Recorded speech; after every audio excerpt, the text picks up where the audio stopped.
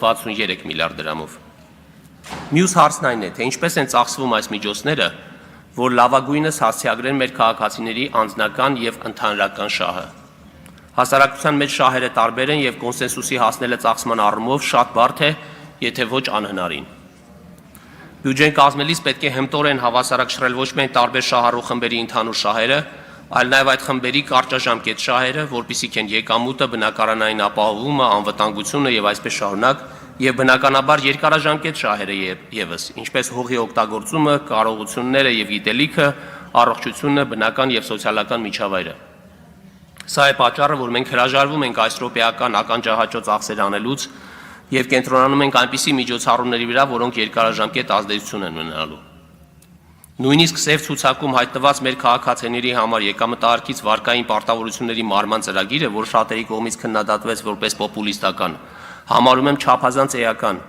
Մենք համաձայնեցինք այսօր հրաժարվել մեր եկամուտների մի մասից, հնարավորություն տալու մեր հասարակության աշխատունակ մի ստվար զանգվածի վերաինտեգրվել աշխատաշուկայում եւ օգտվել ֆինանսական ծառայություններից։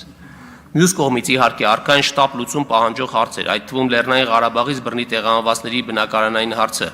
որի լուծումն այսօր անհրաժեշտ է վերջինիս տնտեսական եւ սոցիալական ներառումը պատշաճ եւ հնարավորինս արագ իրականացնելու համար։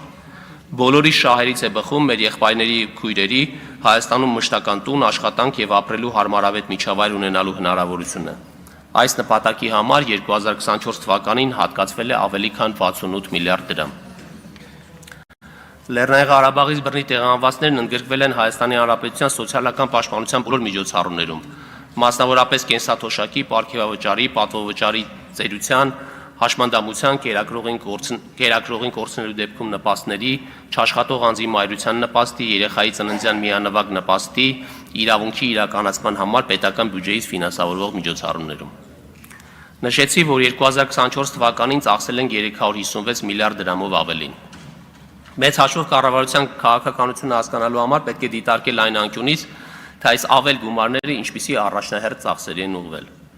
Պետական ծախսերն ավելացել են 13.7%-ով, այդ թվում կրթության ոլորտի ծախսերը 25.8%-ով, առողջապահության ծախսերը 9.6%-ով, սոցիալական ծախսերը 20.7%-ով, պաշտպանության եւ անվտանգության ծախսերը 5.7%-ով, իսկ կապիտալ ծախսերը 12.8%-ով։ Այսպիսով կառավարությունը մեծացրել է ներդրումները մարդկային եւ ֆիզիկական կապիտալում, ընդլայնելով տնտեսության ներուժը եւ խթանելով երկարաժամկետ աճը։ Նման մոտեցումը պահպանվելու է նաև միջնաժամկետ հորիզոնում եւ պետության դերը հանրային կյանքում հարկաբյուջետային քաղաքականության տեսանկյունից լինելու է զարգացման առաջնորդությունը, ընդլայնելով տնտեսության կարողությունները եւ մեծացնելով արտադրողականությունը։ Այժմ պարտքի եւ դեֆիցիտի մասին։ Կառավարության համար առաջնահերթ է պահել պարտքի բեռը 50%-ի շրջանակներում, որը գնահատված է որպես ապահով մակարդակ եւ ամրագրված է հարկաբյուջետային կանոններում։ 2024 թվականին կառավարության պարտք հնացուցանիշը կազմել է 48.2%, նախորդ տարվա համեմատ նվազելով 0.2%-ային կետով։ Դա հնարավոր է դարձել պետական բյուջեի պակասուրդը չափավոր մակարդակում պահպանելու, ինչպես նաև մակրոտնտեսական կայուն միջավայր ձևավորելու շնորհիվ։ Այսպես, պետական բյուջեի պակասուրդը կազմել է համախառն ներքին արդյունքի 3.7%-ը։ Սա այն դեպքում, երբ աշխարհի զարգացող երկրներում այն գրացել է հնա շուրջ 5.5%, իսկ զարգացած երկրներում 4.7%-ի շրջանակներում։ Մյուս կողմից,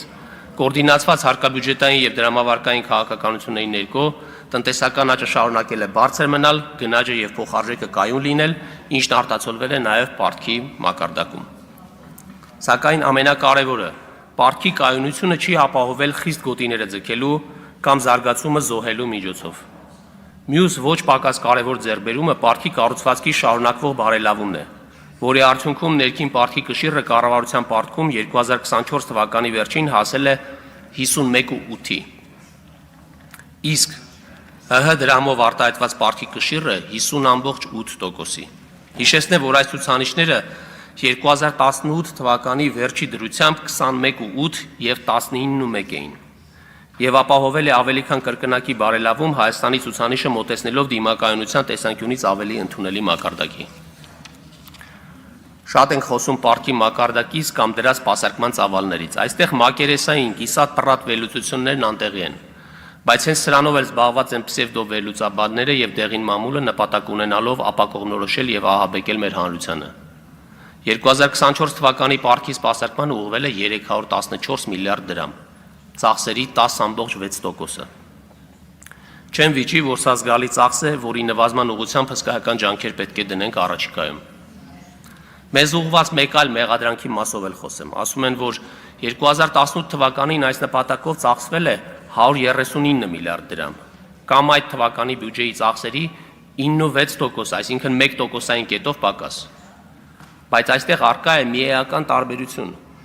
2024 թվականին ծախսված 314 միլիարդ դրամի 70%-ը կամ 220 միլիարդը ուղղվել է ներքին պարտքի սպասարկմանը։ Հատկանշական է, որ 2018 թվականին արտաքին պարտքի սպասարկման համար ծախսվել է ընդամենը 18.8 միլիարդ դրամով պակաս գումար, քան 2024-ին։ Տրամաբանական հարց է առաջանում, ինչ տարբերություն արտաքին թե ներքին պարտք է։ Տարբերությունն այն է, որ ներքին պարտքի սպասարկման տոկոսները դառնում են եկամուտ բանկերի, ներդրումային ընկերությունների եւ կենսաթոշակային ֆոնդերի համար, որն էլ իր հերթին եկամուտ է դառնում մեր քաղաքացիների համար։ Մեծ հաշվով այս գումարը այն պարգևավճարն է, որ մենք տալիս ենք մեր քաղաքացիներին իրենց եկամուտները խնայելու համար, որովհետև այդ խնայողությունները այսպես թե այնպես դառնում են ներդրում Հայաստանի տնտեսական պոտենցիալի մեծացման մեջ, քանի որ պետական պարտքը ծառայում է միայն կապիտալ ներդրումներ իրականացնելու համար։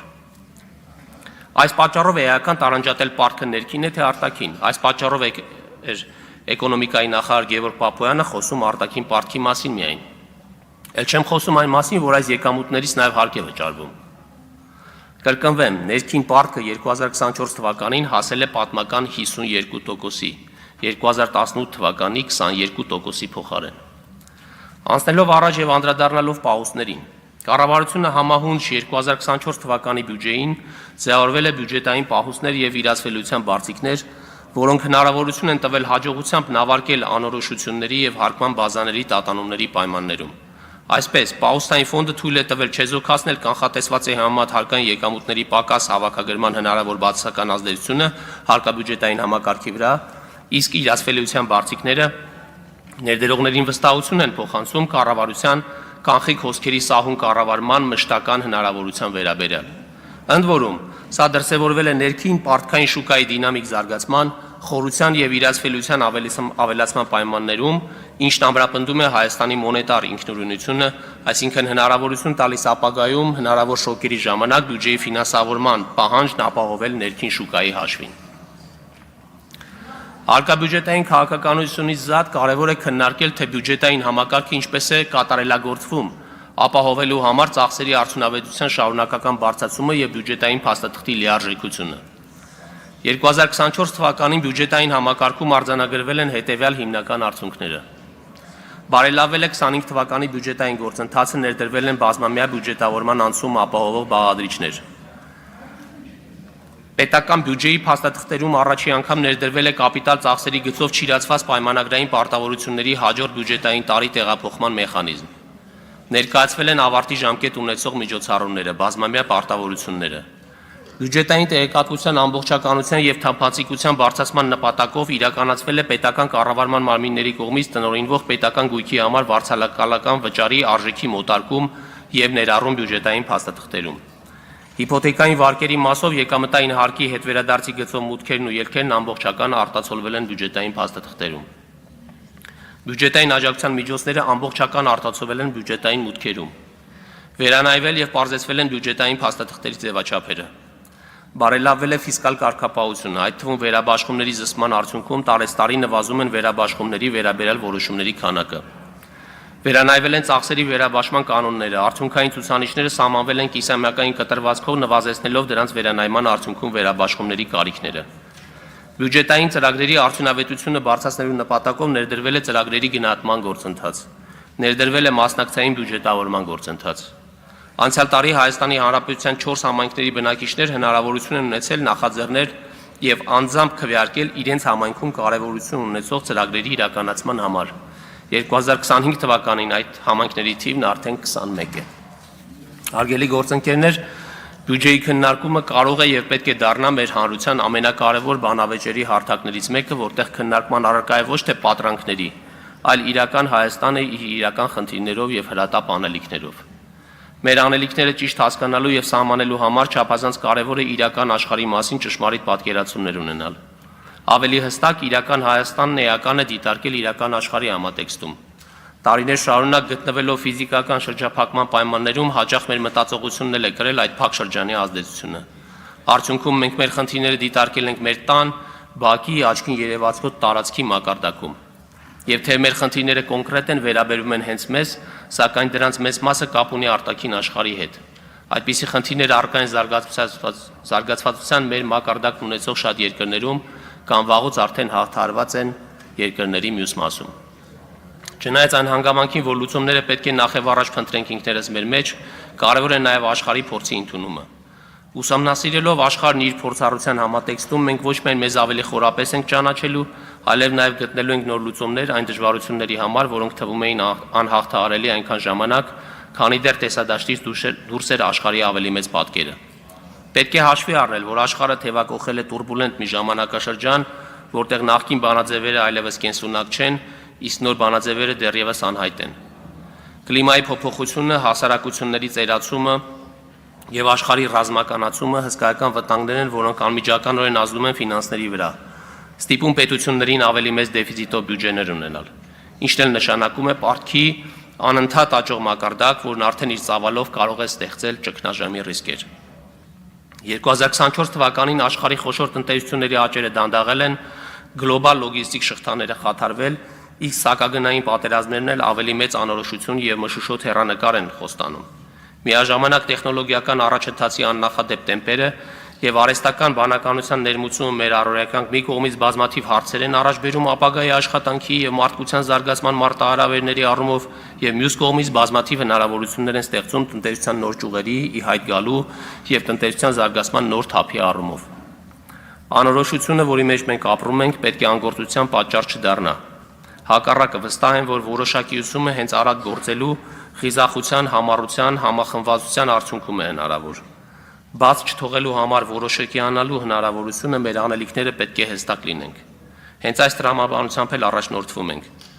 Մեր անելիքները հստակ են՝ բարձրացնել տնտեսության արտադրողականությունը, դիվերսիֆիկացնել արտահանման շուկաները եւ մեծացնել տնտեսության բարդությունը։ Հարգելի գործընկերներ, սիրելի քաղաքացիներ, այն ճանապարհը, որով գնում ենք, հեշտ չէ,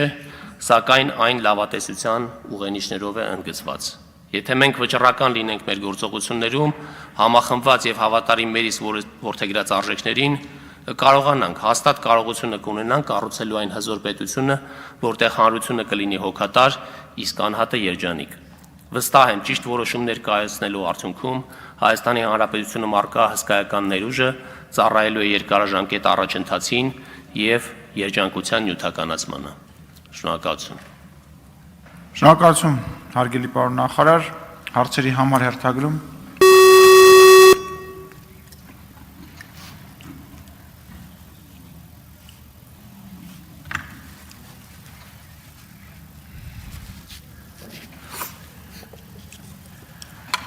Հերթագրվել է 6 պատգամ